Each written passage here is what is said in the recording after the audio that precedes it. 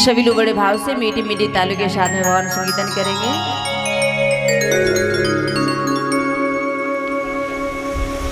कि है वृंदावन धाम अपार, रटे जा राधे राधे। हे वृंदावन धाम अपार, रटे जा राधे राधे। राधे अलवेली सरकार, रटे जा राधे राधे। ओ राधे अलवेली सरकार, रटे जा राधे राधे। रटे जा राधे राधे, रटे जा राधे राधे। रटे जा राधे राधे, जय जा राधे राधे। रटे जा राधे राधे, जपे जा राधे राधे।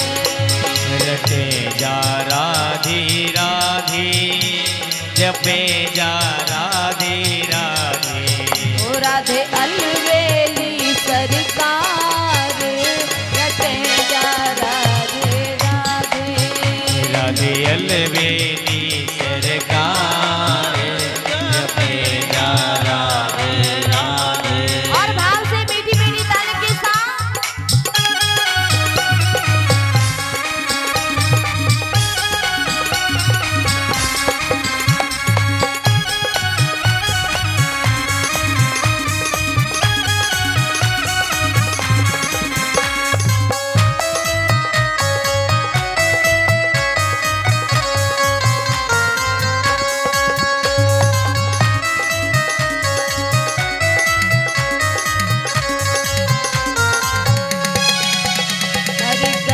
गली में कुंजे, कुंदन में भमरा गुंजे। ब्रज गली गली में घूमे, कुंजन में भमरा घूमे। अरे गली गली में कुंजे, कुंदन में भमरा गुंजे। हरि पले गली में गुंजे, कुंजन में भमरा घूमे। और पग में घूमे कृष्ण कुमार, रटे जा राधे राधे।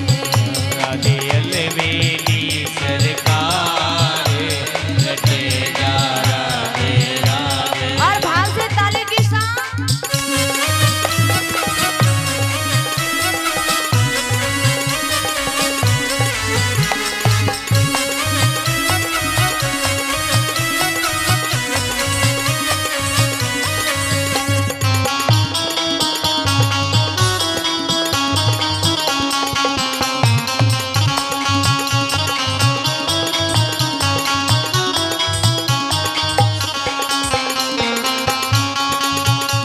जा वृंदावन की लीला, मत समझो गुर को चीला। जा वृंदावन की लीला, मत समझो गुर को चीला।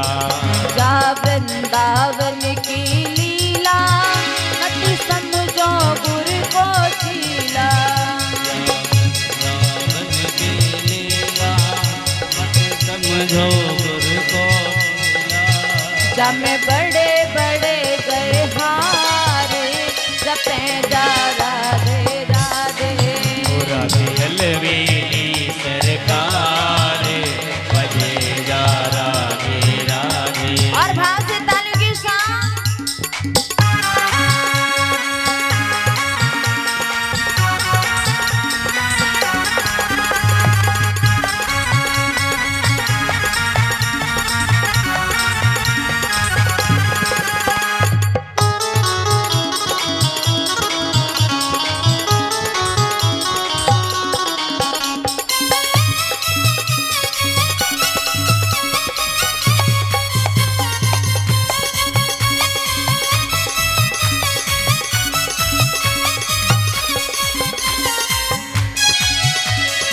वृंदावन में आयो, तेने राधा नाम न गायो।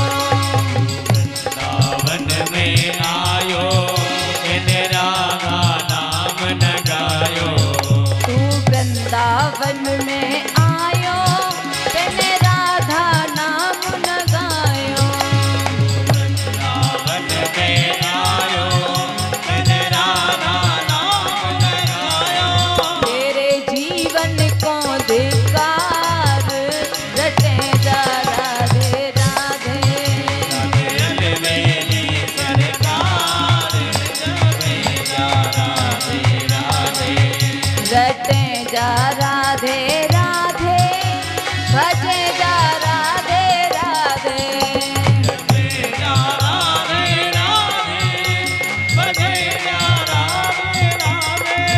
रटे जा राधे राधे भजे जा राधे राधे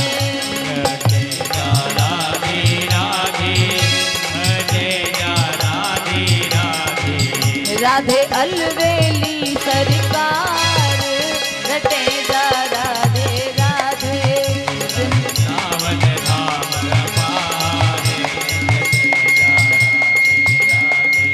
वृंदावन धाम अपार रटे जा राधे राधे वृंदावन धाम अपारे रटे जा राधे राधे रडाल वेली सरकारे भजे जा राधे राधे।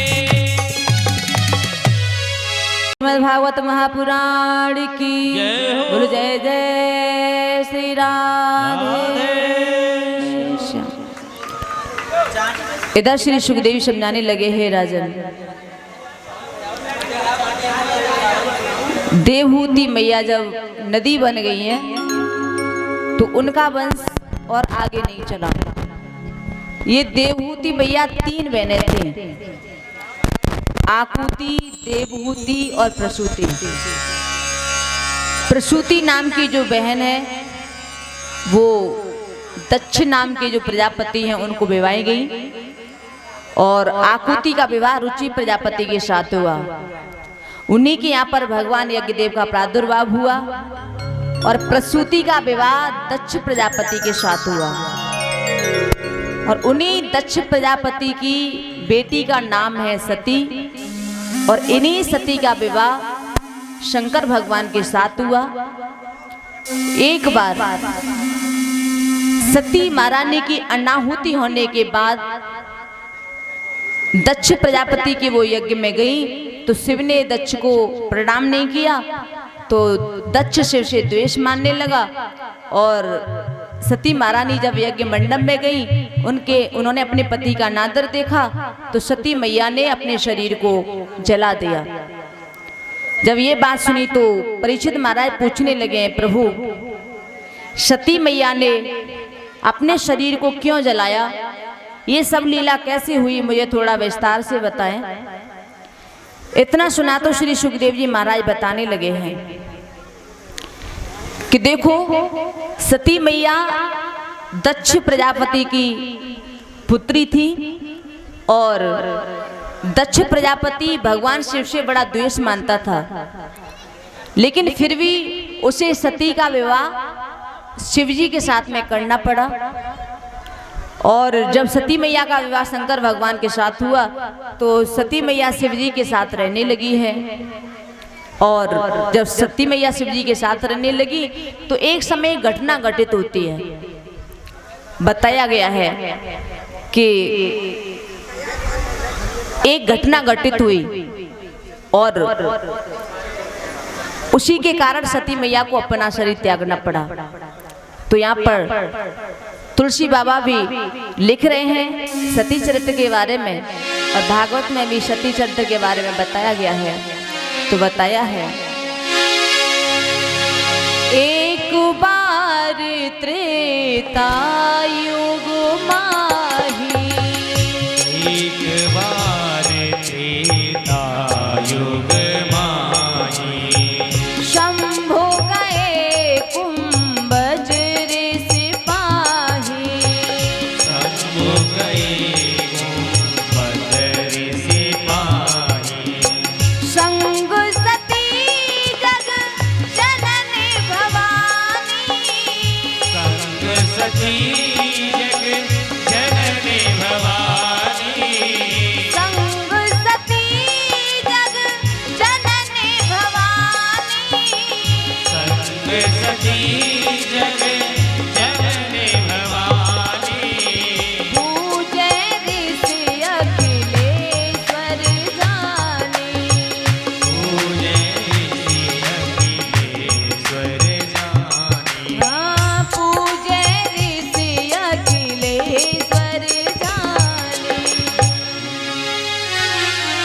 एक बार त्रेता युग में भगवान शिव जी कथा सुनने के लिए गए और कथा सुनने के लिए वो अगस्त ऋषि के आश्रम में गए, जिनका जन्म कुंभ से हुआ था।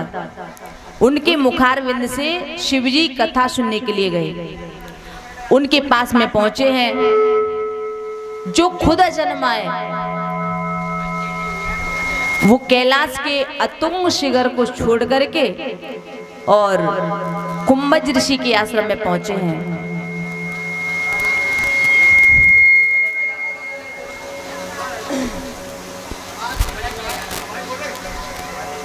और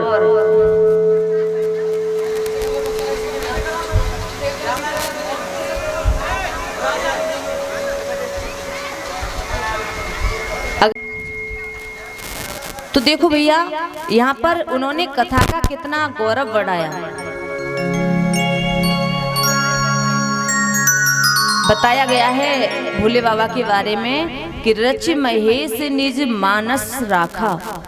शिवजी रामायण के महान वक्ता थे, फिर भी कथा सुनने के लिए वो अगस्त ऋषि के आश्रम में गए हैं।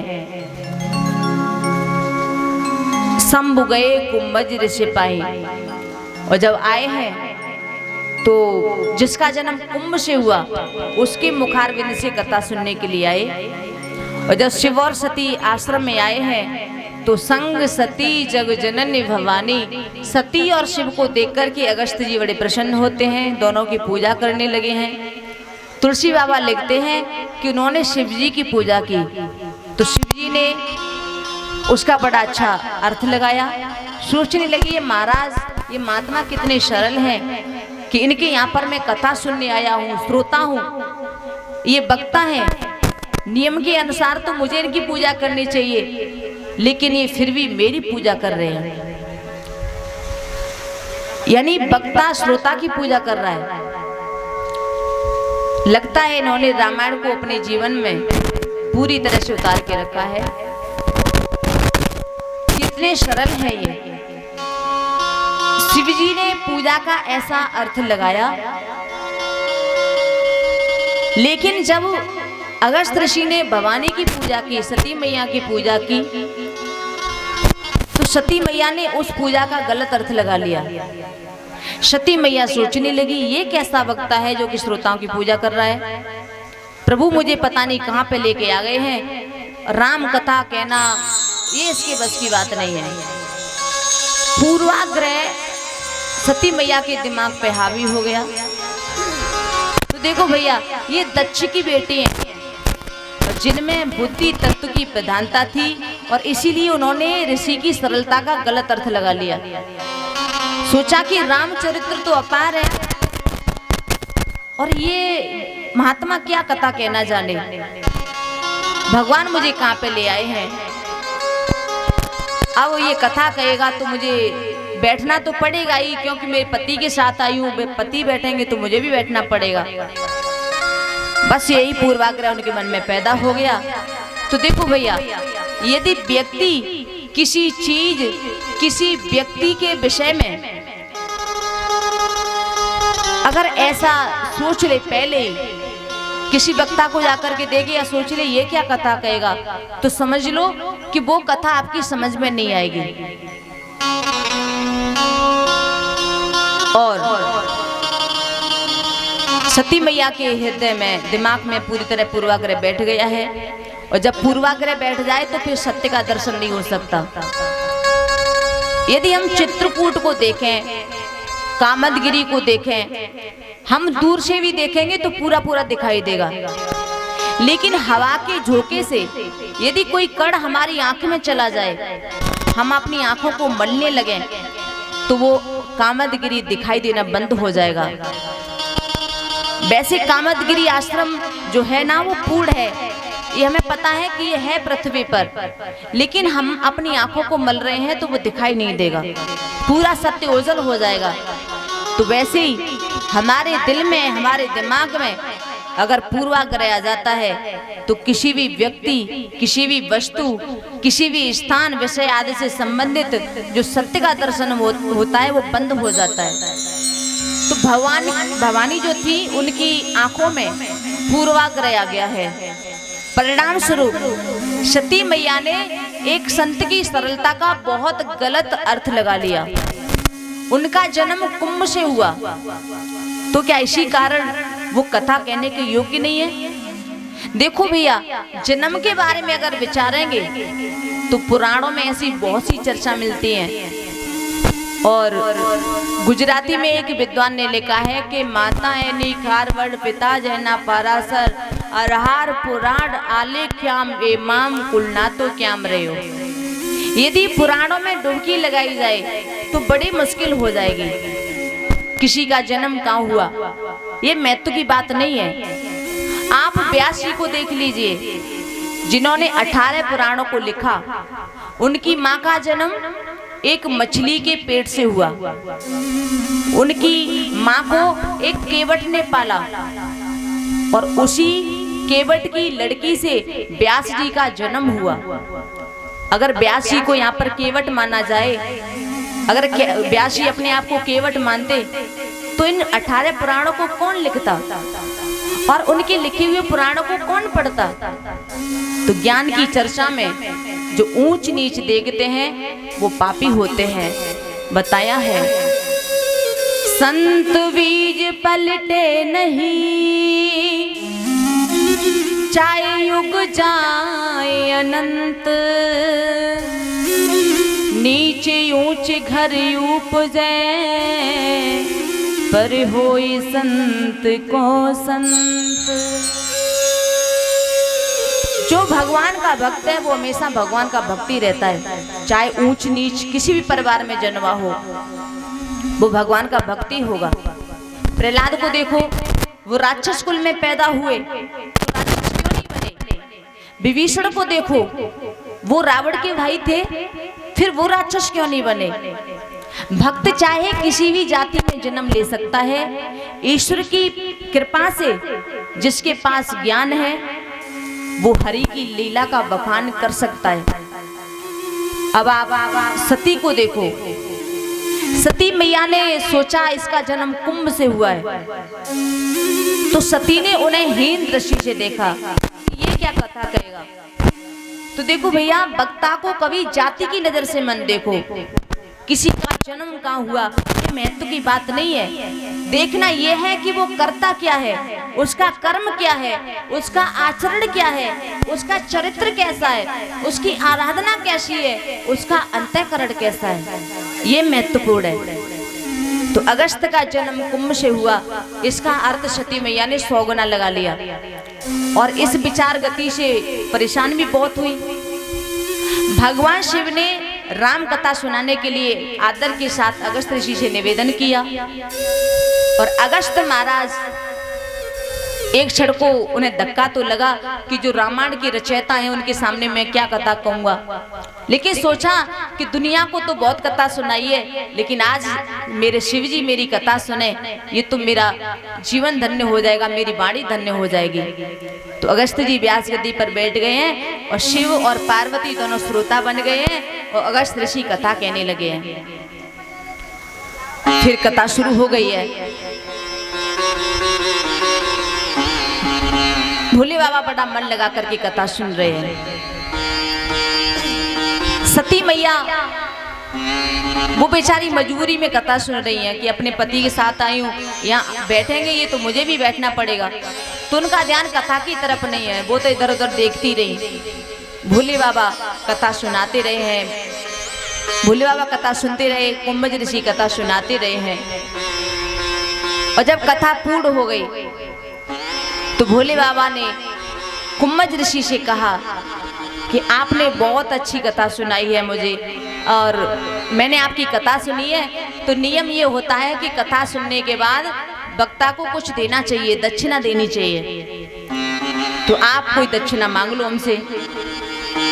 तो कुंभज ऋषि ने मना कर दिया, नहीं प्रभु मुझे कुछ नहीं चाहिए।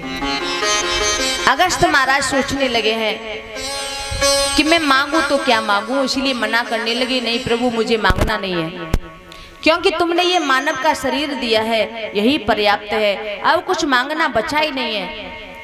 और मैं कुछ मांगू तो कुछ देना ऐसा आप कभी मत करना, क्योंकि अगर आपने दे दिया तो मैं तुम्हारा प्रेमी नहीं मजदूर हो जाऊंगा, तेरा भक्त नहीं रहूंगा, क्योंकि मैंने तुम्हारी जो बंदगी की उसे आपने देकर के चुका दिया। और इसीलिए हमारे देश के जो साधु होते हैं, संत होते हैं, महात्मा होते हैं, वो कभी मांगते नहीं हैं। और भैया मांगना सबसे खतरनाक बात है। शायद कलयुग में मांगने की प्रथा सबसे ज्यादा हो गई है, लेकिन मांगना सबसे खतरनाक बात है। बाबा जी ने लिखा है कि सब जात कुजात भय मंगता। कलयुग में जात कुजात सभी मांग रहे हैं। और रहीम लिख रहे हैं मांगने वालों के विषय में कि रहे मन बेनर मर चुके, जो कहूं मांग न जाए। रहीम लिख रहे हैं कि जो किसी से कुछ मांगते हैं, समझ लो वो तो जीते जी मरे हुए हैं। जो हराम का खाना चाहते हैं, ढोंगी बनकर के दूसरों के आगे हाथ फैलाते हैं, भीख मांगते हैं, तो जो मांगता है उसे मरा हुआ समझो। मांगने से अच्छा है कि हम लायक बने, अपनी पात्रता निर्मित करें। देखो, समुद्र कभी भी नदियों से ये नहीं कहता कि अपना जल मुझे दे दो, वो तो अपने आप सारी नदियां अपना जल समुद्र को दे देती हैं, अपने आप सागर में मिल जाती है। इसी प्रकार से हम लायक बने तो अपने आप हमारे पास वस्तुएं आएंगी। मांगिए मत। कुम्भज ऋषि ने यही सोचा कि मैं कैसे मांगूं, और वो भी भगवान से। तो यहाँ पर बहुत सुंदर शब्द रूपी उपाय सुना है। बाबा जी के शब्दों में उन्होंने लिखा है कि ऋष पूछी हर भगत सुहाई। ऋषि ने कहा कि आपको मेरी ये जो कथा मैंने सुनाई वो आपको अच्छी लगी, तो उस संबंध में जो कुछ आपको देना हो आशीर्वाद वो दे दीजिए। तो शिव जी समझ गए हैं कि ये भक्ति के अधिकार की बात कर रहा है, तो कहीं सम्मो अधिकारी पाई। शब्दों में बताया गया है कि यहाँ पर भक्ति मांगी गई है और शिव के द्वारा वो दे दी गई है। अगर आपके अंदर पात्रता आ जाएगी तो फिर मांगने की जरूरत नहीं पड़ेगी। तो भगवान शिव जी ने कुछ दिन तक वहाँ पे निवास किया। एक दिन भगवान शंकर ने अगस्त से ये कहते हुए विदा मांगी कि अब हम चलते हैं, बहुत दिन हो गए हैं, आपके मेहमान बन करके आप विदा चाहते हैं। तो यहाँ पे तुलसी बाबा ने लिखा है कि मुनि समवेदा मित्र पुरारी, चले भवन संग दक्ष कुमारी। चले भवन सन दक्ष कुमारी, चले भवन सन दक्ष कुमारी। मुनि सन वेदा मांगी त्रिपुरारी, चले भवन संग दक्ष कुमारी। चले भवन सन दक्ष कुमारी, चले भवन सन दक्ष कुमारी। भोले बाबा ने यहाँ पे विदा मांगी है और कैलाश की ओर चल पड़े हैं। तो यहाँ पर थोड़ा शब्दों पे गौर दीजिए। जब सती मैया आश्रम पे आई थी तो बड़ा सुंदर विशेषण लगाया था कि संग सती जग जननी भवानी, पूजे ऋषि अखिलेश्वर जानी। जब सती मैया आई थी तो बड़े सुंदर विशेषण लगाए गए थे कि जगत जननी हो, भवानी हो, अगस्त के आश्रम में आपका स्वागत है। लेकिन जब सती मैया ने संत की सरलता का गलत अर्थ लगा लिया, श्री राम कथा को घमंड के साथ सुना, अनादर किया, तो इसलिए वो जब शिव के साथ वापस लौट के गई हैं तो फिर जग जननी नहीं कहा, भवानी नहीं कहा, अब आगे लिख दिया है कि चले भवन संग दक्ष कुमारी। क्योंकि तुलसी बाबा को ये अच्छा नहीं लगा जो सती मैया ने किया। तो भोले बाबा और सती दोनों वापस लौट के जा रहे हैं। और जिस समय भोले बाबा कथा सुनने के लिए गए थे तो ये त्रेता युग की बात है। त्रेता युग का समय था और तुलसी बाबा लिख रहे हैं कि ते अवसर भंजन महवारा हरि रघुवंश लीने अवतारा। पिता वचन तज राज उदासी दंडक वन विच रहे अविनाशी। कथा सुनने के बाद सती मैया के साथ जब प्रभु लौट के जा रहे थे तो धरती का भार उतारने के लिए मेरे प्रभु उदासीन होकर के और वन में घूम रहे थे। रावण ने मनुष्य के हाथ से मौत मांगी थी तो बस उसी वचन को सत्य करने के लिए मेरे प्रभु मानव लीला कर रहे थे और इसीलिए घटना घटी। रावण मरीच को लेके आया, पंचवटी से सीता को चुरा करके ले गया और इसीलिए भगवान श्री राम अपने प्रिया के विरह में रो रहे थे, पुकार रहे थे, सीते सीते कह करके इधर उधर भटक रहे थे। और उसी वक्त सती मैया और भोले बाबा के साथ में निकले हैं और यही संयोग हुआ। तो गोस्वामी जी लिखते हैं कि कबहू जोग वियोग न जाके, कबहू जोग वियोग न जाके, देखा प्रगट विरह दुख ताके, देखा विरह दुख ताके। हे खग मृग हे मधुकर सैनी, हे खग मृग हे मधुकर सैनी, हे खग मृग हे मधुकर सैनी, हे खग मृग हे मधुकर सैनी। तुम देखी सीता मृग नैनी, तुम देखी सीता मृग नयनी, हाँ तुम देखी सीता मृग नैनी। तुम देखी सीता मृग नयनी। तुलसी बाबा ने लिखा है कि जिसको योग वियोग का द्वंद्व कभी स्पर्श भी नहीं कर सकता, वे परमात्मा बड़ी अद्भुत लीला कर रहे थे। वियोगी की तरह रो रहे हैं, हाँ सीते कह करके पुकार रहे हैं।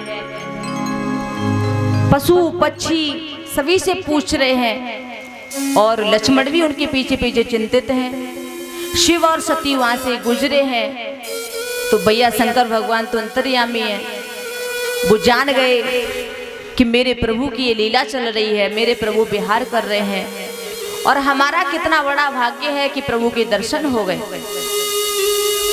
देखिए भोले बाबा सोचने लगे हैं कि आज मुझे राम कथा का जो फल होता है वो मिल गया।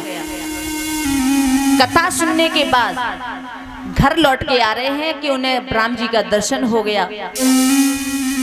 तो आप कथा को ध्यान देकर के अगर सुनते हैं और सुनने के बाद जब घर पे लौटते हैं तो जब आपको घर पे जाकर के विश्राम मिले, आराम की अनुभूति हो, तो समझ लो आज हमने कथा को ठीक से सुना है।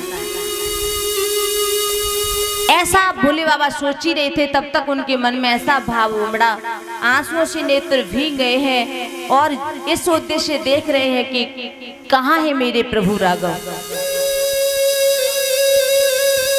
राम जी को आगे जाते हुए देखा तो देखते ही रह गए।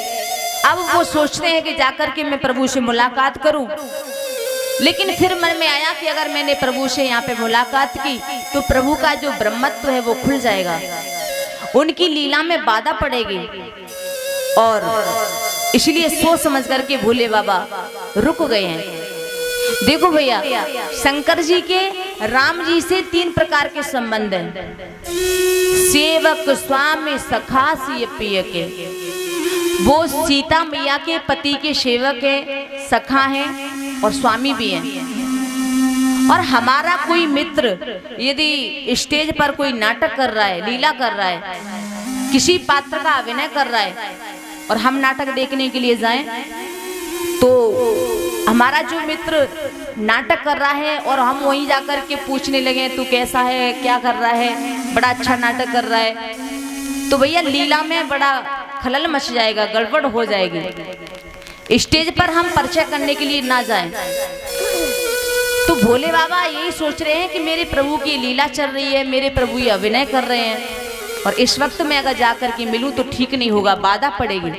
बस दूर से ही दर्शन किए हैं, भाव से भर उठे हैं। और इस विषय में मानस का स्पष्ट वर्णन है कि जेहि के जेहि पर सत्य स्नेहु, जेहि के जेहि पर सत्य स्नेहु, सोते ही मिलई न कछु संदेहु, सोते ही मिलय न कछु संदेहु, जेहि के जेहि पर सत्य स्नेहु, जेहि के जेहि पर सत्य स्नेहु, सोते ही मिलई न कछु संदेहु, सोते ही मिलय न कछु संदेहु। सोते ही मिलई न कछु संदेहु। देखो, जिसका जिस पर सच्चा प्रेम होता है वो अवश्य मिलता है। यदि ना मिले तो समझ लेना कि प्रेम में कहीं न कहीं कोई कमी है, रुकावट है, गलतफहमी है, कुछ बेसमझी है। यदि सच्चा प्रेम है तो मुलाकात अवश्य होगी। और प्रेम में बड़ी ताकत है।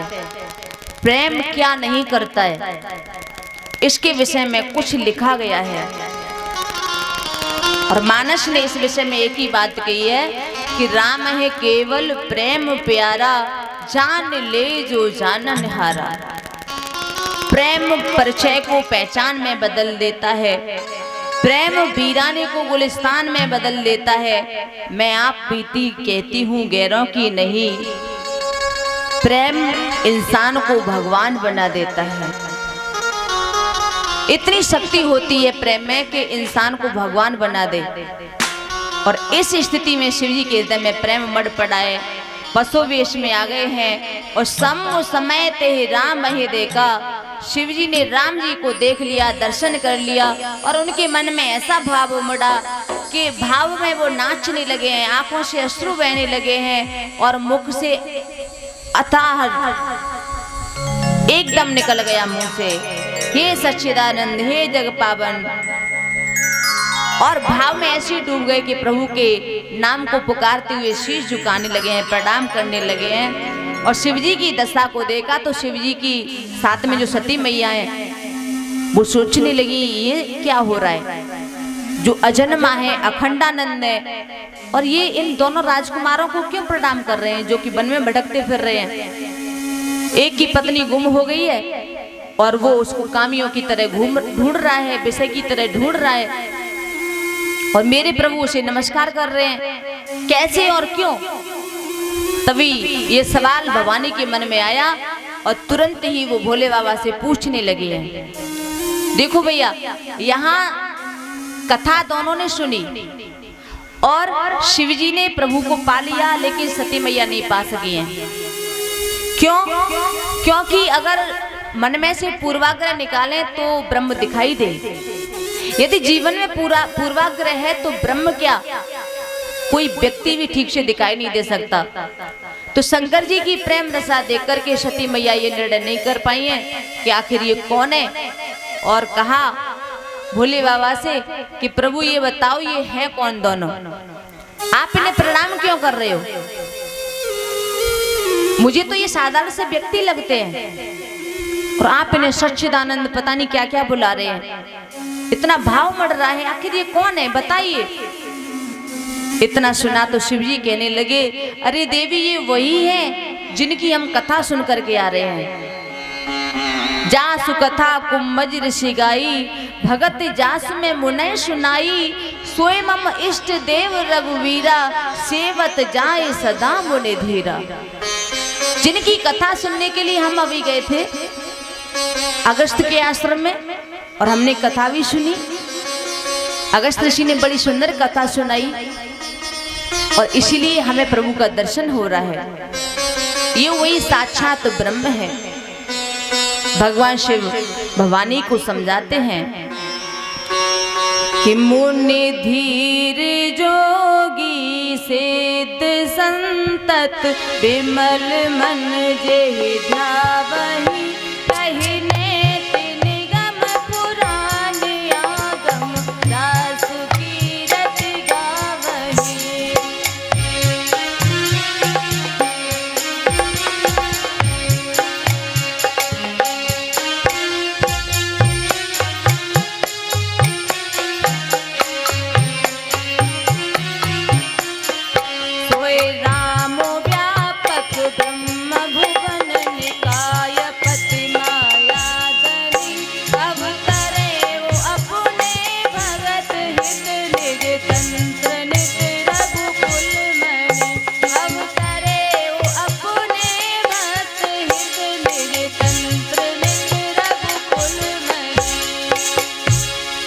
हे देवी, धीर मन वाले महात्मा लोग, विमन मन वाले जिनका ध्यान करते हैं, वेद जिनको नेत नेत कह करके पुकारते हैं, वही ब्रह्म राम आज रघुवीर बन करके आए हैं, मानव का रूप लेकर के आए हैं, समष्टि के पिता आज किसी के बेटे बन करके आए हैं, व्यापक ब्रह्म साक्षात रूप लेकर के आया है। ये सारे ब्रह्मांडों का मालिक है, माया के अधिपति हैं, जिन्होंने अपने भक्तों के लिए अवतार लिया है। ये बिल्कुल स्वतंत्र है। इस प्रकार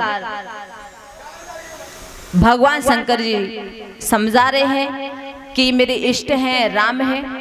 शिव जी ने बहुत बार समझाया कि परमात्मा है, लेकिन सती मैया ने स्वीकार नहीं किया कि ये परमात्मा है और सवाल पे सवाल करने लगी हैं। कहने लगी अगर ये ब्रह्म है, ये परमात्मा है, तो क्या इनको पता नहीं कि इनकी पत्नी को रावण उठा के ले गया है? और अभी आप कह रहे हो कि ये व्यापक है, तो व्यापक को वियोग कैसा? भगवान शिव जी ने कहा कि ये अवतार लेकर के आए हैं और इस समय इनकी लीला चल रही है और इसीलिए ये रो रहे हैं। वैसे इन्हें किसी का वियोग नहीं होता है, लेकिन फिर भी सती मैया ने उनकी बात नहीं मानी।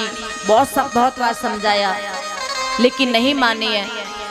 तो देखो भैया, शिव जी त्रेता युग में सती को समझा रहे हैं, जो राम उनके वर्तमान काल में थे, सामने थे, उस समय शिव जी सती को समझा रहे हैं कि ये वही राम है, ये वही राम है, ये ब्रह्म है। लेकिन सती उनको मानने के लिए तैयार नहीं थी। और आज यदि हम चिल्लाएं और कहें कि राम ब्रह्म है, राम ब्रह्म है, और कोई बुद्धिजीवी आकर के इनकार कर दे, वो ब्रह्म मानने के लिए तैयार नहीं है, तो फिर उसका क्या रोना? क्योंकि विद्वानों ने बताया है कि राम को समझना बड़ा कठिन है। रामायण में बताया गया है, जदपि कहे शिव बार बहु लागन युर उपदेशु, हरि माया बल जान जिया बोले बिहसी महेशु। भगवान शिव ने सती को बार बार समझाया कि ये परमात्मा है, ये राम वही है जिनकी कृपा से संसार चल रहा है, लेकिन सती मैया नहीं मानी है। तभी शंकर जी ये सोच करके हंस पड़े कि भगवान की माया कितनी प्रबल है। आज सती को भी अपने बस में ले लिया। शंकर जी ने कहा कि देवी, यदि आपके दिल में ये बात नहीं बैठती तो आप ऐसा करें, मैं यहाँ बैठा हूँ वृक्ष के नीचे, आप जाकर के परीक्षा कर लो और स्वयं निर्णय कर लो कि ये भगवान है कि नहीं, जाकर के फैसला कर लो। तो देखो भैया, बुद्धिजीवी जो व्यक्ति होते हैं वो हमेशा परीक्षा लेकर के ही मानते हैं। शिवजी ने कहा आप जाओ परीक्षा ले लो। अब सती मैया चली हैं। भोले बाबा ने इतना समझाया, उनकी समझ में नहीं आया है। भोले बाबा जाते समय सती मैया से कहते हैं कि देवी, परीक्षा लेने के लिए तुम जा तो रही हो, लेकिन विवेक से काम लेना, और नहीं तो बाद में पछताना पड़ेगा। ऐसा कहकर के शिव जी एकांत में बैठ गए हैं। सती मैया परीक्षा के लिए गई, लेकिन शिव जी ने मनी मन सोच लिया कि इसमें भगवान की ही कोई इच्छा होगी, वरना ऐसी बुद्धि क्यों उपजती। ऐसा सोच करके वो तो वृक्ष के नीचे बैठ गए हैं और भगवान के नाम का जाप करने लगे। अब सती जी वहां पे पहुंची जहां पे राम लक्ष्मण सीता का पता लगा रहे थे। इधर भगवान शिव जी हरि का नाम जप रहे हैं। क्यों?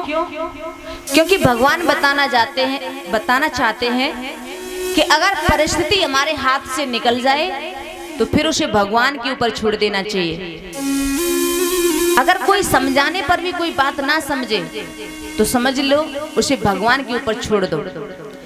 तुलसी बाबा लिखते हैं कि भगवान जो चाहते हैं वही होता है। सती मैया चली है और वही पहुंची है जहां पर प्रभु जा रहे थे। शिवजी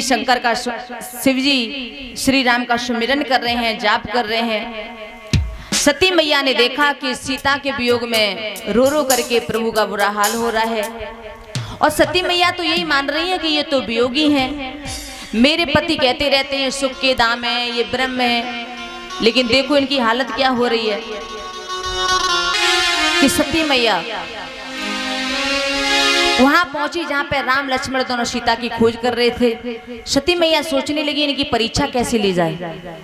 बहुत कुछ सोच समझने के बाद उन्होंने सीता का वेश बनाया और सोचा कि अगर मैं सीता का वेश बना के जाऊंगी, अगर ब्रह्म है तो पहचान लेंगे, और साधारण मानव है तो पत्नी का भाव दर्शाएंगे और हमसे कहेंगे कि कब तुम कहाँ थी, हम कब से रो रहे हैं। इस तरह से बहुत कुछ विचारने के बाद सती मैया ने सीता का रूप धारण किया। तो भैया बिल्कुल सही वेश बनाया है। सती मैया ने वेश में कोई कमी नहीं थी, जैसी सीता का वेश था बिल्कुल वैसा ही रूप रख लिया है। लेकिन सती मैया से एक गलती हो गई। राम लक्ष्मण जा रहे थे, सती मैया ने सीता का वेश बना करके और राम लक्ष्मण के आगे आगे चलने लगी। प्रभु राम के आगे चलने लगे। यही सती मैया से सबसे बड़ी भूल हो गई। वेश तो बना लिया सीता का, लेकिन उन्हें चलना नहीं आया, ये भूल हो गई। देखो भैया, हम किसी का वेश तो बना लेते हैं, लेकिन उसका आचरण कहाँ से लेके आए, कदम उठाने का तरीका, चलने फिरने का तरीका, ये कहाँ से लेके आए। तो सती मैया से यही भूल हो गई, उनको चलना नहीं आया। क्यों? क्योंकि उनको ये पता ही नहीं था कि सीता मैया कभी राम से आगे नहीं चलती थी, हमेशा राम के पीछे चलती थी और उनसे पीछे लक्ष्मण जी चलते थे। सीता जी का ये नियम था कि राम आगे, सीता उनके बिल्कुल पीछे और बाद में लक्ष्मण जी रहते थे। सीता जी बीच में चला करती थी, राम के पीछे पीछे चला करती थी। ये सीता मैया का स्वभाव था। लेकिन सती मैया ने यही गलती कर दी, राम जी के आगे आगे चलने लगे। सती ने सोचा कि जैसे ही मुझे देखेंगे तो हाथ पकड़ के कहेंगे कि कहाँ जा रही हो, यहाँ पे आओ। इसका मतलब ये हुआ कि ये अयोध्या की राजकुमार हैं। तो देखो भैया, सीता मैया जो है वो भक्ति रूपा है। श्रद्धा भक्ति स्वरूपा, भक्ति यदि सही है, भक्ति यदि असली है तो वो राम जी के पीछे पीछे चलेगी।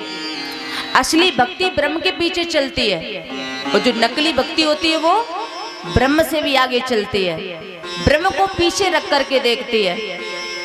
क्योंकि ये दम्भ था, ये धोखा था। सती मैया आगे आगे चलने लगी। अब लक्ष्मण जी ने देखा कि देखो सती मैया जगत की माता सीता का वेश बनाए हैं, लेकिन वो चुपचाप रहे। उन्होंने सोचा कि मेरा यहाँ पर कोई संवाद नहीं है,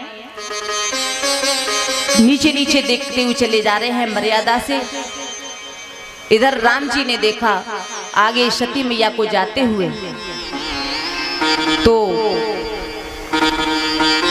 राम जी सती मैया को जैसे ही देखते हैं तो हाथ जोड़ करके सती मैया को प्रणाम करते हैं। और यहाँ पर बाबा जी ने लिखा है, चोरी पाने प्रभु कीन प्रणाम, चोरी पाने करे कीन प्रणाम, पिता समेत लीन निज नाम, पिता समेत लीन निज नाम, चोरी पाने प्रभु कीन प्रणाम, चोरी पाने करे कीन प्रणाम, पिता समेत लीन निज नाम, पिता समेत लीन निज नाम,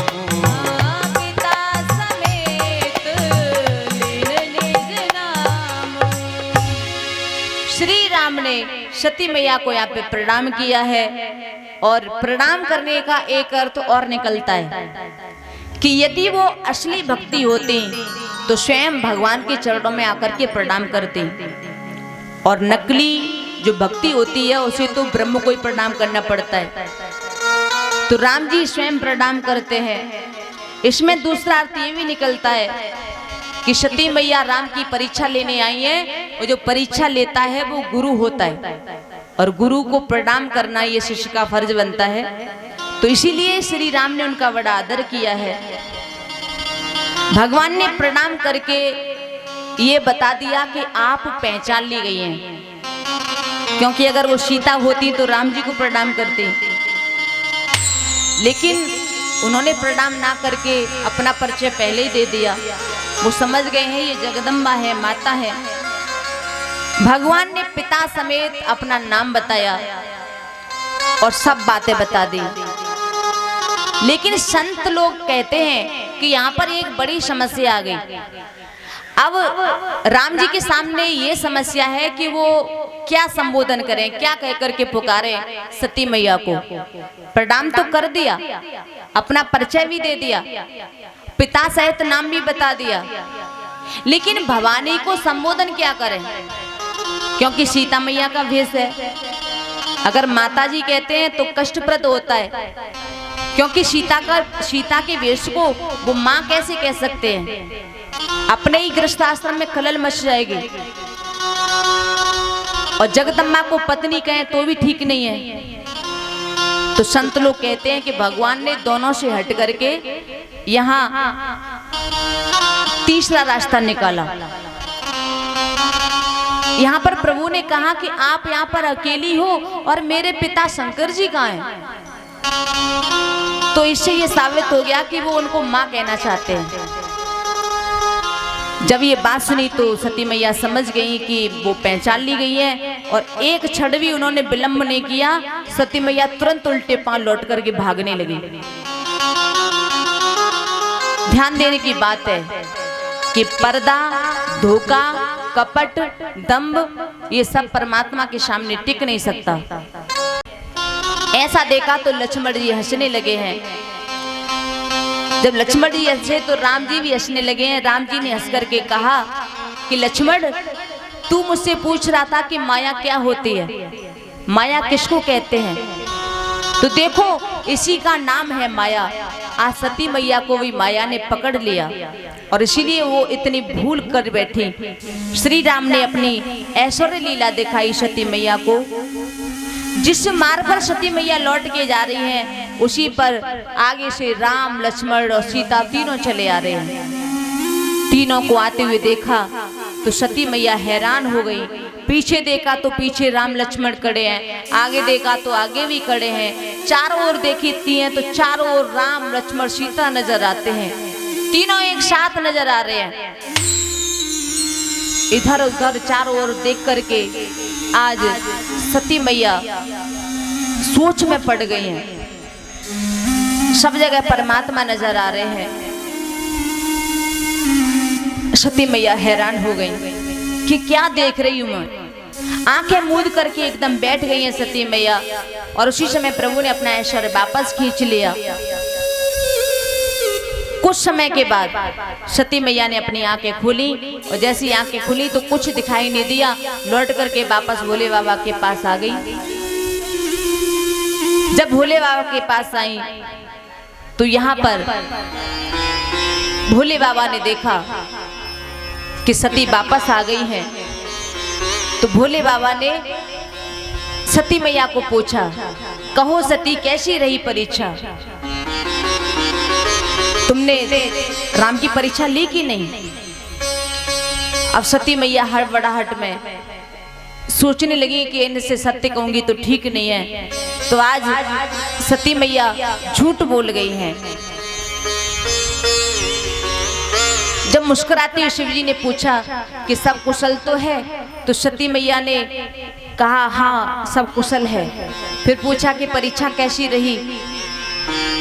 तो कहा कि मैंने कोई परीक्षा नहीं ली प्रभु, मैं तो बस आपकी तरह प्रणाम करके वापस लौट आई। सती मैया झूठ बोल गई हैं भोले बाबा से। जब ये सुना तो भोले बाबा कहने लगे कि तुम सच कह रही हो सती, झूठ तो नहीं बोल रही? सती मैया ने कहा हाँ बिल्कुल सच कह रही हूँ। देखो भैया, सती मैया कभी झूठ नहीं बोलती थी, लेकिन जब कोई व्यक्ति कभी झूठ ना बोले और जब अचानक कभी झूठ बोलता है तो वो पकड़ा जाता है। भोले बाबा समझ गए आज ये झूठ बोल रही हैं, लेकिन फिर भी सती मैया ने कहा हाँ मैंने कोई परीक्षा वरीक्षा नहीं ली। अपनी भूल को छिपाने के लिए वो और अनेकों प्रकार के झूठ बोलने लगे हैं। देखो भैया, जीवन में अगर हम एक भूल करते हैं तो उस भूल को अगर स्वीकार कर लिया तो समझ लो वो भूल खत्म हो गई। लेकिन अगर उस भूल को छुपाने की कोशिश करेंगे तो 100 अन्य भूलें करनी पड़ेगी। एक झूठ को दबाने के लिए पता नहीं कितना झूठ बोलना पड़ता है। एक पाप को दबाने के लिए पता नहीं कितने पाप करने पड़ते हैं। और यही काम सती मैया से हो गया। सती मैया कहने लगी प्रभु मैंने कोई परीक्षा नहीं ली, बस ऐसी ही चली गई, प्रणाम करके लौट आई। तो देखो भैया, जिंदगी में भूल सविशे होते हैं, लेकिन अपनी भूलों को जो स्वीकार कर ले वही संत होता है। हमारे यहाँ के कितने बड़े बड़े संत हुए, सबसे गलतियां हुई, लेकिन उन्होंने अपनी गलतियों को समाज के सामने रख दिया कि भैया हमसे ये गलती हो गई। संतों ने भूल की है, बड़े बड़ों ने भूल की है। संतों के जीवन को आप देखिए, लेकिन उन्होंने अपनी भूल को समाज के सामने रख दिया, इसलिए आज उनकी पूजा हो रही है। आज भी उनकी याद हमारे दिल में है, क्योंकि उन्होंने भूल की और उस भूल को समाज के सामने रख दिया, दस्तावेज बना करके रख दिया, और मौखिक नहीं लिखित में लिख करके रख दिया कि हाँ मैंने ऐसा किया था, हाँ मैंने ऐसा कहा था। सूरदासी उन्होंने लिखा है मौसम कौन कुटिल खल कामे। ये तुलसीदास जी का दस्तावेज है। उन्होंने कह दिया कि मेरे समान दुनिया में कोई कुटिल खल कामे नहीं है। ऐसे ही अनेक अनेक महात्मा हुए, उन्होंने दस्तावेज लिख करके रख दिए। सूरदास जी ने लिखा कि प्रभु मोरे अवगुण चित्त न धरो। जैसे मुंह से ही उन्होंने नहीं कहा, बल्कि दस्तावेज बना करके लिख दिया। और भैया पीढ़ियां खत्म हो जाएंगी, लेकिन उनका ये दस्तावेज अमर रहेगा।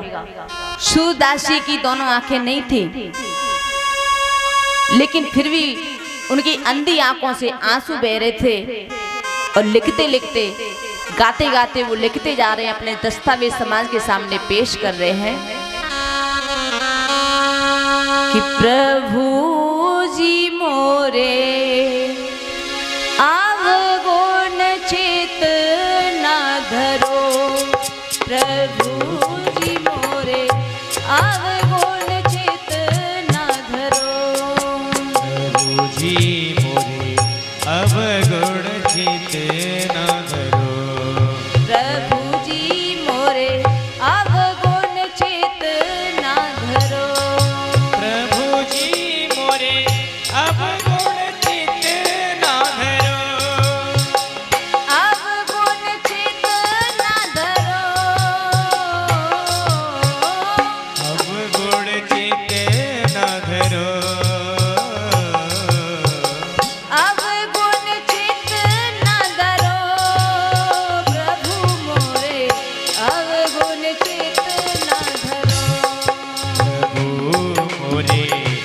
अब गुण चिते ना धरो। प्रभु जी मोरे अब गुण चित ना धरो। प्रभु जी मोरे अब गुण चिते ना धरो।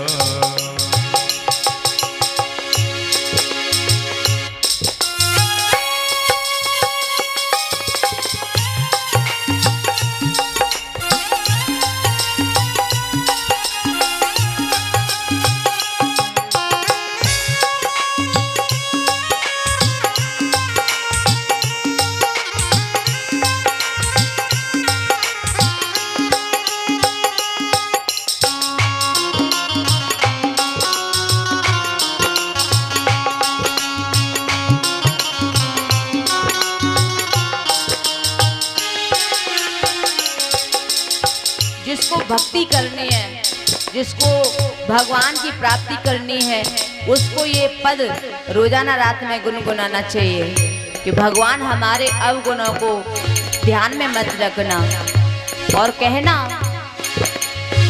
समदर्शी है नाम तिहारो। समदर्शी है नाम तिहारो। समदर्शी है नाम तिहारो। समदर्शी है नाम तिहारो। चाहो तो पार करो प्रभु जी मोरे अब गुण चित न धरो। प्रभु जी मोरे अब गुण चिते ना धरो। प्रभु जी मोरे अब गुण चित न धरो। प्रभु जी मोरे अब गुण चिते ना धरो।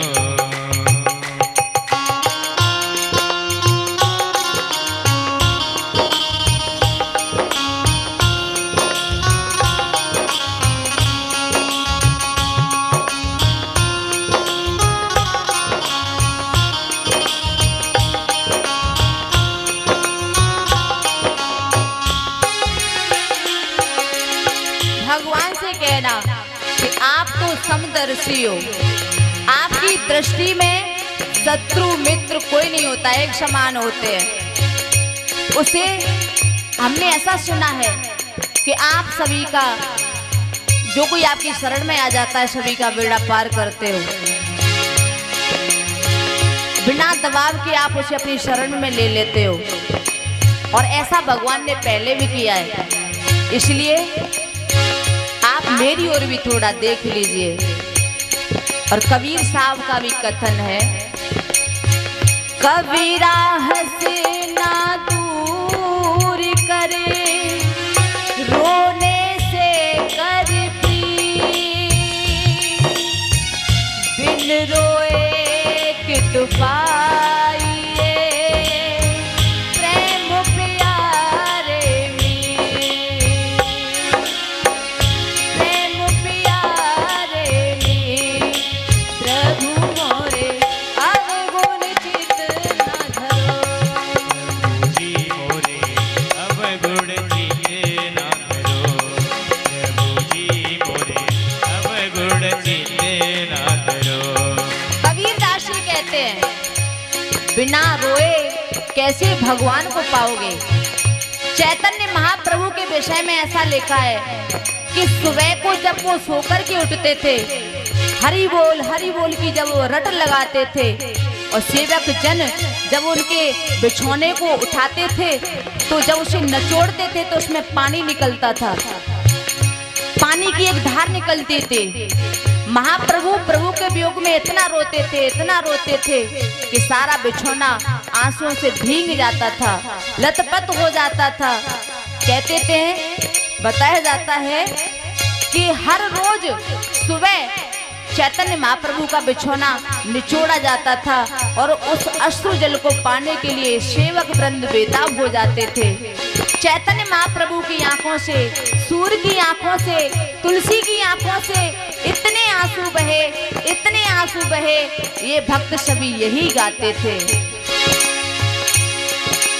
प्रभु मोरे अब गुण चित न धरो। प्रभु मोरे अब गुण चिते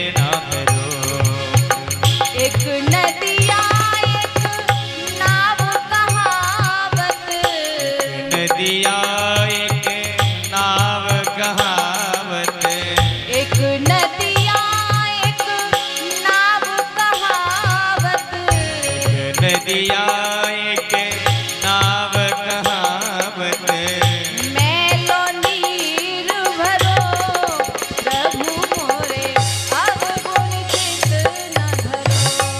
ओ महलो नीर भैरो प्रभु मोरे अवगुण चित न धरो, प्रभु जी मोरे अवगुण चित न धरो।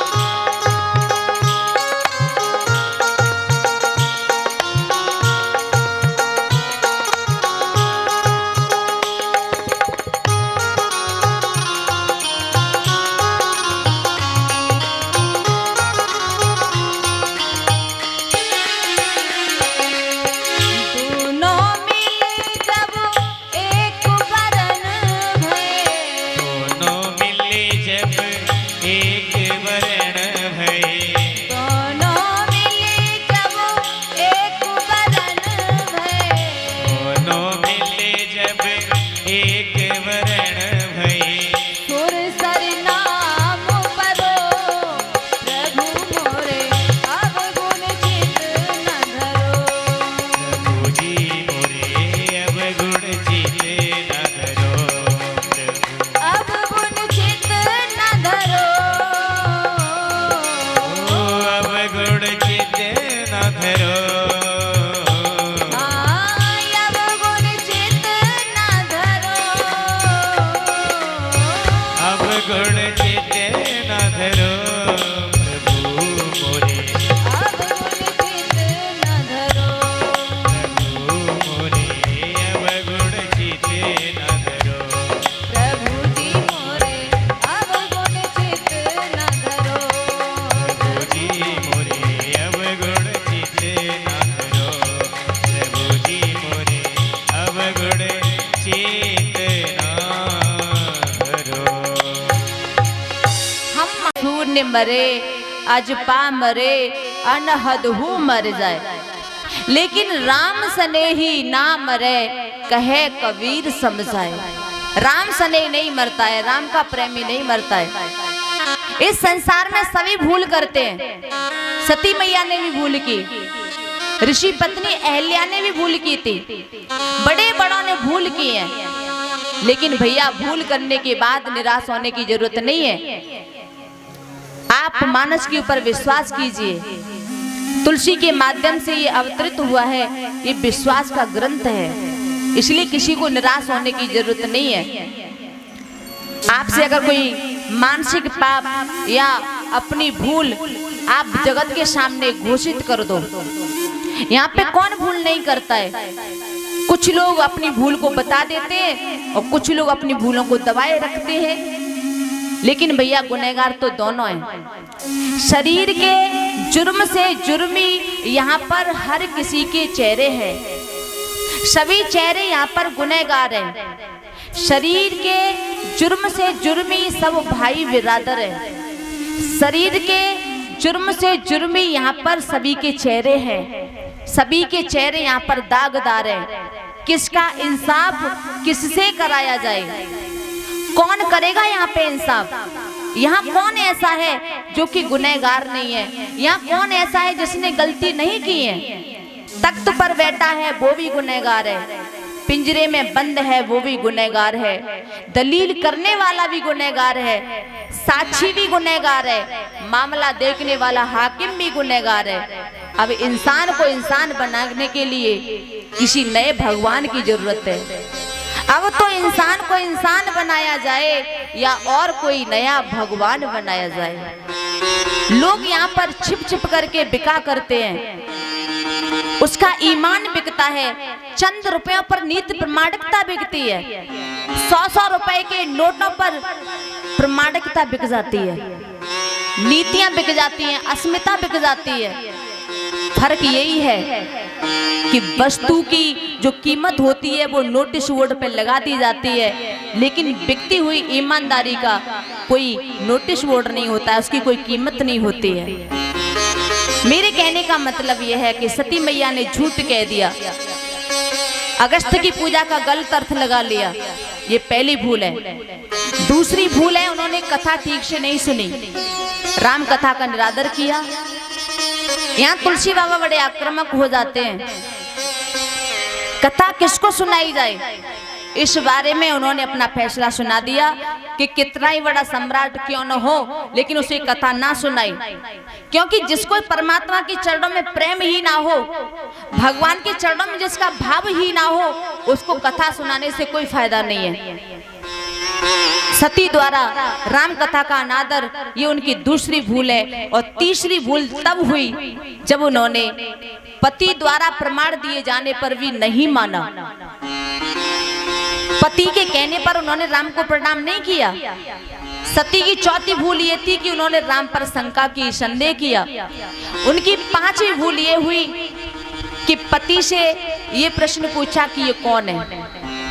फिर शंकर जी ने समझाया, फिर भी नहीं मानी, परीक्षा करने का फैसला ले लिया, ये छठवीं भूल है। सातवीं भूल, सीता का वेश बनाया। आठवीं भूल, परमात्मा के सामने जाने पर भी उन्होंने पर्दा रखा। आठवीं भूल वो कि परमात्मा के सामने जब उनका सच्चाई खुल गई फिर भी कुछ भी नहीं बोले, और वापस लौट करके आई तो अपने पति से भी झूठ बोल गई कि नहीं, मैंने उनकी कोई परीक्षा नहीं ली। जब कोई इंसान झूठ बोलता है तो उसे ख्याल ही नहीं रहता कि हम पकड़े जाएंगे। सती को आज पता नहीं कि मेरे पति मेरे अंतर्यामी है, वो तो दुनिया की बात जानते हैं, तो मेरे मन की बात जानने में कितनी देर लगेगी। लेकिन शंकर जी ने तुरंत पहचान लिया कुछ छुपाया जा रहा है। उसी समय तब शंकर देखे उधर ध्याना, उन्होंने ध्यान लगा करके देखा तो सारी जो लीला थी वो सामने आ गई है। तो देखो भैया, ऐसा बताया जाता है कि कुछ भूमि ऐसी होती है जहां पर गलत निर्णय हो जाते हैं। सती मैया ने जहां परीक्षा ली, ये भूमि है पंचवटी की भूमि, और इस भूमि पर वियोग होता है। चित्रकूट है संयोग की भूमि, लेकिन पंचवटी है वियोग की भूमि। दोनों जगह में बड़ा फर्क है। पंचवटी की भूमि में ही सती मैया ने झूठ बोला। शंकर जी ने सब कुछ जान लिया तो उन्हें सोच करके बड़ा दुख हुआ कि मेरी पत्नी सीता का वेश बना करके प्रभु के पास जा रही है, क्योंकि सीता मेरी माँ है, और सती ने उनका वेश बना लिया, तो अब सती से गृहस्थाश्रम के संबंध को मैं आगे नहीं बढ़ा सकता। शिवजी मन में ऐसा सोच रहे थे कि तुरंत तुलसी बाबा ने यहाँ पर उनके विचार को पकड़ लिया है। शिवजी सोचने लगे, ऐसी स्थिति में क्या करूं। बहुत कुछ सोचने के बाद अंतर्मन से उनकी एक आवाज आती है कि अब मैं सती से गृहस्थाश्रम आगे नहीं बढ़ा सकता। और उन्होंने अपने मन की इच्छा को जान लिया और मन की बात को मन में ही रखा कि यही तन भेंट सती अब नहीं, अब इस शरीर से सती की और मेरी भेंट नहीं होगी। शिव ने मन में संकल्प कर लिया कि सती से अब गृहस्थाश्रम नहीं निभाया जाएगा, लेकिन उन्होंने ये बात सती मैया को नहीं बताई, मन में ही रखी, और मन में रख करके फिर चलने लगे। जब शिव जी आगे चलने लगे हैं, सती मैया से कुछ बोलते नहीं है, तो सती मैया को अपने आप ही कुछ डर सा लगने लगता है। उन्हें नहीं पता कि मेरे पति ने मेरा त्याग कर दिया है। रास्ते में कुछ सवाल पूछती हैं तो भगवान उन्हें इतिहास पुराण की बातें बताने लगे हैं। सोचने लगे इनको राम कथा तो समझ में नहीं आती, इसलिए इनको इतिहास की बातें बताई जाएं। बाद में जब सुनने योग्य हो जाएंगी तो कथा भी सुना दी जाएगी। और इतिहास पुराण की बात करते करते शिव जी कैलाश पे पहुंचे हैं, और जैसे ही कैलाश पे पहुंचे हैं, वहां जाते ही प्रभु ने समाधि लगा ली है। जब समाधि लगा ली तो सती मैया समझ गई हैं कि हो न हो मेरे प्रभु मुझसे नाराज हो गए हैं, और अपने किए पर पछताने लगी हैं। रो रो करके प्रभु का ध्यान लगाने लगी हैं। राम जी के चरणों में ध्यान लगाने लगी है, प्रभु मुझसे गलती हो गई। तो सालों तक सती मैया भोले बाबा के चरणों में बैठी रही।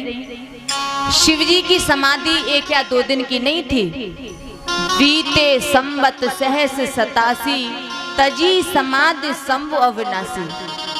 87,000 वर्ष की समाधि लगाई भोले बाबा ने और इतने सालों तक भजन करते रहे। और जब भजन करते रहे, भजन करने के बाद 87,000 वर्ष के बाद उनकी आंखें खुली। और जैसे ही आंखें खुली तो बताया है राम नाम शिव सुमिरन लागे। राम नाम को गाने लगे हैं शिव जी। सती मैया समझ गई मेरे पति जाग गए हैं। दौड़ करके पास में आई, अपने पति की पूजा की और वो बगल में बैठने वाली थी। भोले बाबा ने सामने बैठने को कहा। अब सती मैया आसन डाल के सामने बैठ गई हैं, क्योंकि पत्नी का अधिकार तो वो खो चुकी हैं और इसलिए भोले बाबा ने सामने बैठने के लिए कहा। अब शिव जी ने देखा कि सती बड़ी दुखी है, तो वो सती मैया को राम कथा सुनाने लगे हैं। और जब राम कथा सुनाने लगे तो सती मैया बैठ कर के राम कथा सुन रही हैं। तब तक अचानक आकाश मार्ग से देवताओं के विमान इधर से उधर जाने लगे हैं, क्योंकि उस समय सती मैया के जो पिता थे दक्ष प्रजापति, उन्होंने एक यज्ञ का अनुष्ठान किया। और जब यज्ञ का अनुष्ठान किया तो उसमें उसने सभी देवताओं को बुलाया, लेकिन देवों के देव महादेव को नहीं बुलाया। क्यों? क्योंकि एक बार देव समाज में दक्ष को देख करके शिवजी खड़े नहीं हुए, शिवजी बैठे रहे और इसी पर दक्ष नाराज हो गया। भगवान शिव का अपमान करना चाहता था, ऐसा सोच करके उसने सभी को निमंत्रण दिया, लेकिन भोले बाबा को निमंत्रण नहीं दिया। साथ में अपनी बेटी को भी नहीं बुलाया। इधर देवता अपनी अपनी पत्नियों के साथ में विमान में बैठ करके जा रहे हैं और जैसे ही विमानों को देखा सती मैया का ध्यान कथा से हट करके विमानों की ओर चला गया। पूछने लगी, प्रभु ये विमान कहाँ जा रहे हैं, देवता कहाँ जा रहे हैं? भोले बाबा ने कहा तुम विमानों को छोड़ो, राम कथा सुनो। सती मैया ने कही नहीं नहीं प्रभु बताओ फिर भी कहाँ जा रहे हैं? भोले बाबा ने कहा कि तुम्हारे जो पिता हैं दक्ष प्रजापति, उन्होंने एक यज्ञ का अनुष्ठान किया है, ये सब वहीं जा रहे हैं। सती मैया ने कहा तो आप भी चलिए, आप नहीं चलोगे? भोले बाबा ने कहा आपके पिता ने हमें बुलाया ही नहीं तो कैसे जाएं? तुम्हारे पिता तो हमसे बैर मानते हैं और हमारे पीछे उन्होंने तुम्हें भी छोड़ दिया। सती मैया कहने लगी तो आप नहीं जा रहे तो मैं चली जाऊं? भोले बाबा ने कही आप कैसे जा सकती हो, निमंत्रण नहीं आया तो? सती मैया कहने लगी कि पिता के घर, मित्र के घर और गुरु के घर बिना बुलाए जा सकते हैं। तो मेरे पिता के घर यज्ञ हो रही है, मैं नहीं जाऊं, मुझे चली जाने दो। शिवजी ने कहा जा तो सकते हैं, लेकिन तब जा सकते हैं कि वहां पे हमारा कोई विरोध करने वाला ना हो और किसी को हमारा आना अच्छा ही नहीं लगे, हम उसके यहाँ पहुंच जाएं तो ये ठीक नहीं है। तदपि विरोध मान जहाँ को ही तहाँ गए कल्याण न होए। वहां जाना कल्याणप्रद नहीं है। और बताया है आवत ही हर से नहीं, नैनन नहीं स्नेह, तुलसी तहाँ न जाइए, चाहे कंचन बरसे में है। जिसके हृदय में आपके प्रति प्रेम ना हो, उसके यहाँ चाहे सोना क्यों नहीं लुटाया जा रहा हो, फिर भी वहां पे ना जाए। इसलिए देवी आप आराम से बैठो, कथा सुनो। सती मैया कहने लगी ठीक है प्रभु आप नहीं जा रहे तो आप मुझे भेज दो, मेरे पिता के घर यज्ञ हो रहा है, कितने दिन हो गए मैंने पिता को नहीं देखा, मेरी बहनें भी आई होंगी उनसे भी मिल लूंगी, आप आज्ञा दे दो मैं चली जाऊं, मुझे पिता के घर भेज दीजिए। बार बार समझाया भोले बाबा ने, लेकिन सती मैया नहीं मानी है। कही दे का हर जतन बहो रहे न दक्ष कुमारे, दिए मुख्य गण संग तव विदा की नेत्र पुरारे। लाख समझाने पर भी सती मैया नहीं मानी, तो शिव जी ने 2 गढ़ उनके साथ कर दिए हैं और गढ़ों को साथ लेकर के सती मैया चली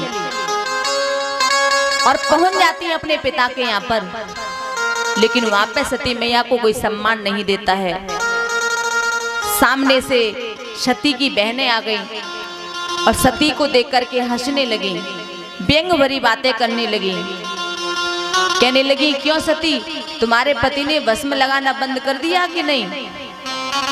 शमशान में ही रहते हैं या कुछ मकान वकान बना लिया? ऐसे व्यंग वचन बोलने लगी है। कपड़े पहनना शुरू कर दिया या अभी ऐसे ही दिगंबर रहते हैं? जब भोले बाबा के बारे में ऐसी बातें सुनी तो सती मैया की आंखों में आंसू आ गए हैं। सोचने लगी, जिन बहनों से मिलना चाहती थी वो कैसी बातें कर रही हैं। सोचा ये तो बहनें हैं, लेकिन मेरे पिता जब मुझे देखेंगे बड़े खुश हो जाएंगे, मेरे पिता मुझे बहुत प्रेम करते हैं। सामने से दक्ष प्रजापति आ रहे थे। सती मैया ने पिता को देखा तो एकदम तेजी से पिता की ओर दौड़ी और उसी समय दक्ष प्रजापति ने सती मैया को देखा तो दूर से ही कहने लगा कि तुम यहाँ पर क्यों आई हो? अगर तुम्हें बुलाना होता, तुमसे रिश्तेदारी चलानी होती तो तुम्हें निमंत्रण देके बुला लिया होता। जब पिताजी की ऐसी बातें सुनी हैं तो आज सती मैया को बड़ा धक्का सा लगा है, रो पड़ी है। सोचने लगी है, मैं कितनी बड़ी पापनी हूँ। बार बार मेरे पति मुझे समझाते हैं और बार बार मैं उनकी बात को नहीं मानती। कितना मना किया था, कितना समझाया था उन्होंने, लेकिन मैं फिर भी नहीं मानी। अब मैं जान गई कि जो नारी पति की बात नहीं मानती है उसका तीनों लोकों में कहीं ठिकाना नहीं लगता। सती का हृदय हिल गया है, टूट गई है, रोने लगी हैं। और उस समय कोई भी उनसे अच्छी तरह से बात नहीं कर रहा है, लेकिन तब तक सती मैया की माँ आ गई है। सादर भले मिली एक माता।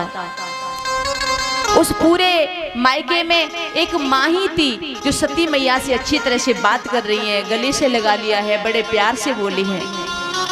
देखो शंकराचार्य महाराज लिखते हैं, पृथिव्याम पुस्तास्ते जनन बहवा शांति सरला परम तेषा मध्य विरल तरलो अहम तव सुतः मदीयो अयम त्यागः समुचित निदम नो तव शिवे कुपुत्रो जायत कुछ तब कुमाता न भवते। शंकराचार्य जी ने बताया है कि एक बार को पुत्र हो सकता है, लेकिन माता कभी कुमाता नहीं हो सकती है। और इसीलिए माँ ने अपनी बेटी को गले से लगा लिया है। कहा, बेटी आजकल तेरे पिता अहंकार में सब कुछ भूल गए हैं, तो उनकी बात का बुरा मत मानना। मैं तेरी माँ हूँ। इतना सुना माँ सती अपनी माँ के गले से लग कर के रोने लगी है। बोली, मैया अब तो तुम्हारी बेटी का जीवन नरक हो गया, अब तो जीवन की गाड़ी रुकने वाली है। रोकर के अपनी माँ से कहती है कि जिंदगी की ये अंतिम घड़ी, कि जिंदगी की ये अंतिम घड़ी मात रोती मही पर पड़ी। जिंदगी की ये अंतिम घड़ी मात रोती वहीं पे पड़ी। जिंदगी की ये अंतिम घड़ी मात रोती वहीं पर पड़ी। जिंदगी की ये अंतिम घड़ी मात रोती वहीं पे पड़ी।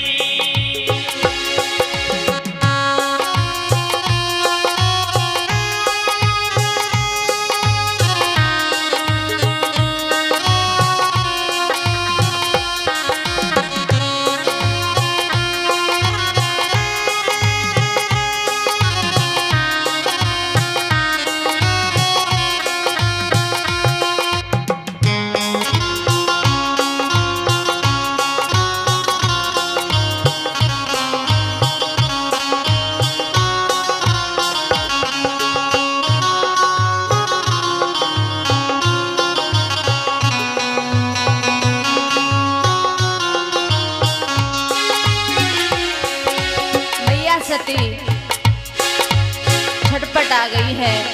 जो दर्द 87,000 वर्षों में नहीं हुआ था, वो दर्द आज उन्हें महसूस हो रहा है। सोचने लगी है मैं कितनी अभागिनी हूँ, बार बार अपने पति की बात को ठुकरा देती हूँ।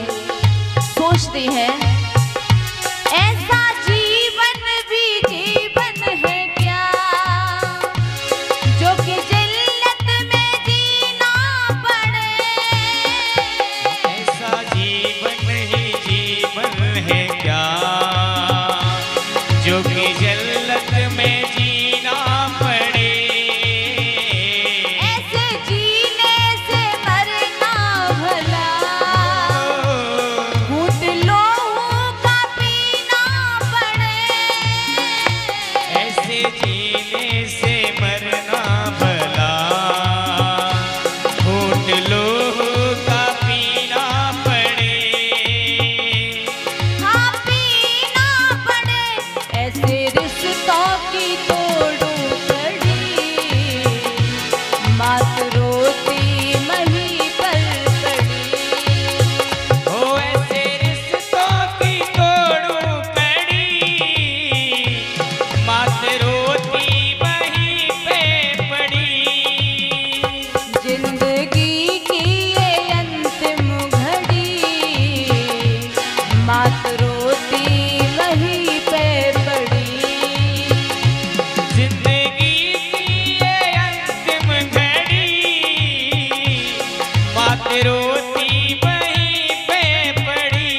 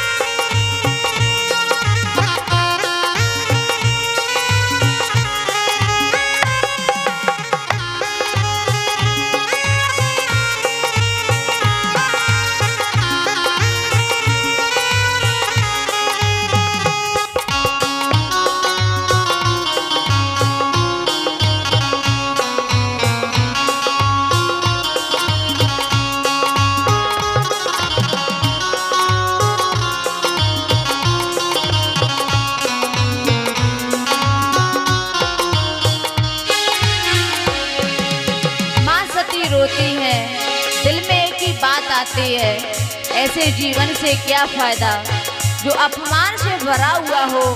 ऐसे जीवन से तो मर जाना बहुत अच्छा है। ऐसा अपमान कब तक सहन करूंगी।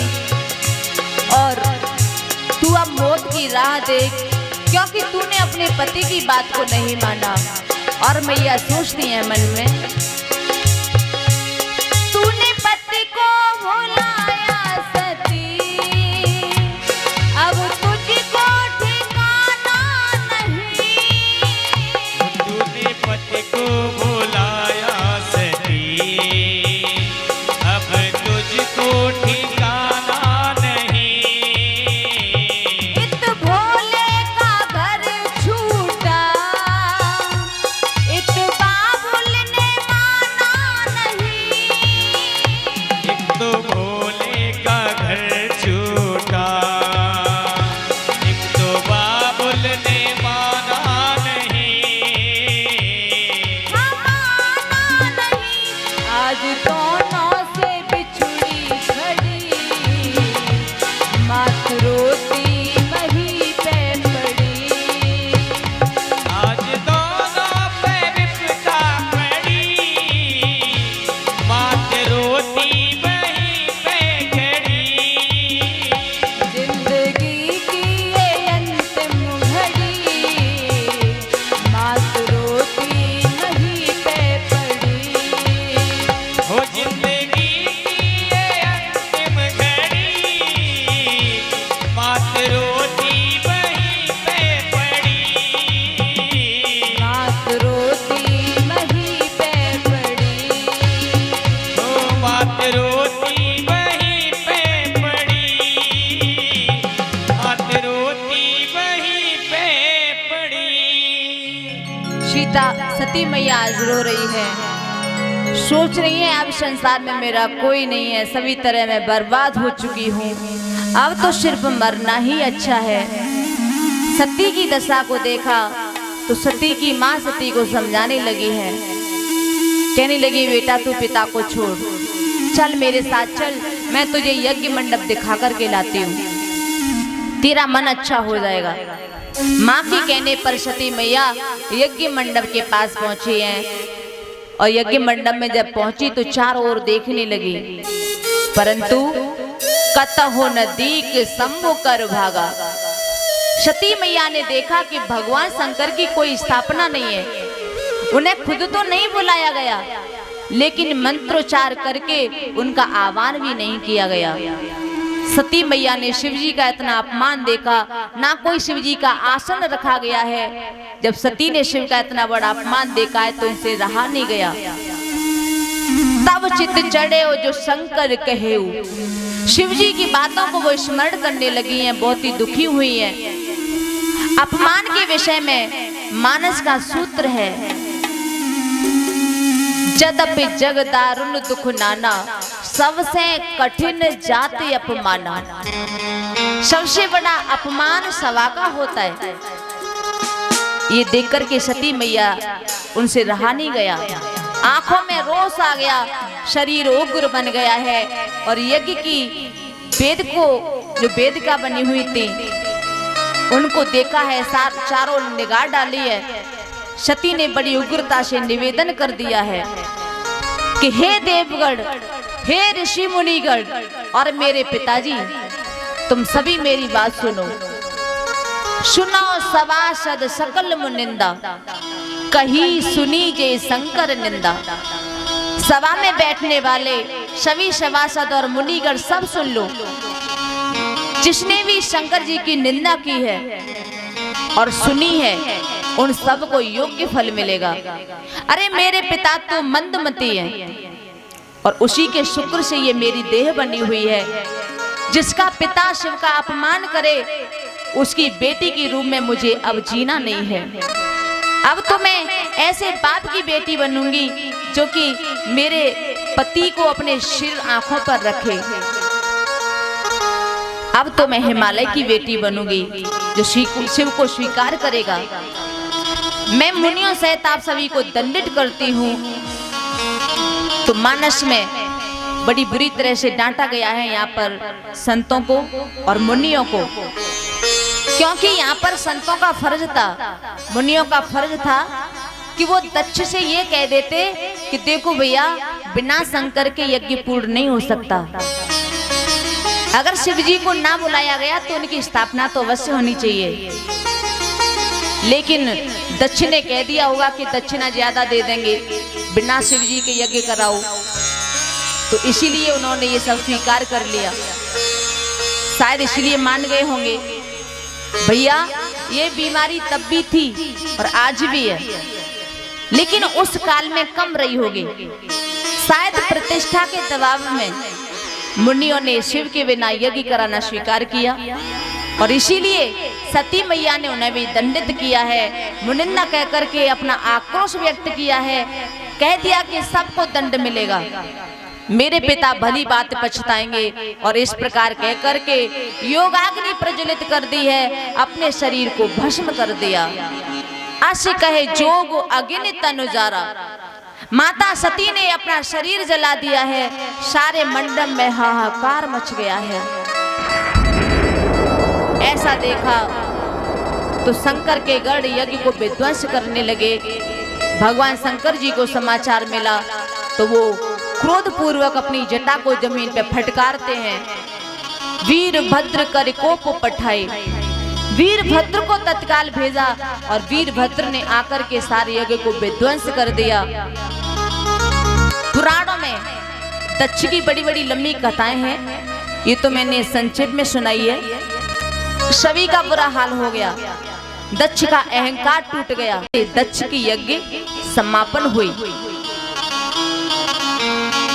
जब दक्ष का सर काट करके हवन कुंड में डाल दिया गया तो वहां पर फिर शिवजी आते हैं। बाद में शिवजी जब बाद में आए तो सभी देवताओं ने उनसे प्रार्थना की, स्तुति की। तो देवताओं की प्रार्थना पर भोले बाबा ने बकरे का सर लगा दिया दक्ष के सर पर और फिर उसके द्वारा यज्ञ पूर्ण करवाया गया। और सती मैया की जो जली हुई हड्डियां थी उनको साथ लेकर के चले हैं। तो जहां जहां उनके अंग प्रत्यंग गिरते गए वहां वहां पर एक प्रकार का शक्तिपीठ बन करके तैयार हो गया, जिन्हें हम आज शक्तिपीठ के नाम से जानते हैं। वहां जाकर के लोग अपनी मनोकामना को पूर्ण करने लगे हैं। बुरी शंकर भगवान की। तो अब इस तरह से दक्ष की यज्ञ को पूर्ण आहुति दिलाई गई और सती मैया ने अपना शरीर भस्म कर दिया। आगे उनका जन्म कैसे होता है, कहाँ होता है, ये कथा सुनेंगे और उससे पहले बड़े भाव से भगवान का संकीर्तन करेंगे, फिर सुनेंगे आगे की कथा। सभी लोग मीठी मीठी तालियों के साथ में बड़े भाव से संकीर्तन करेंगे।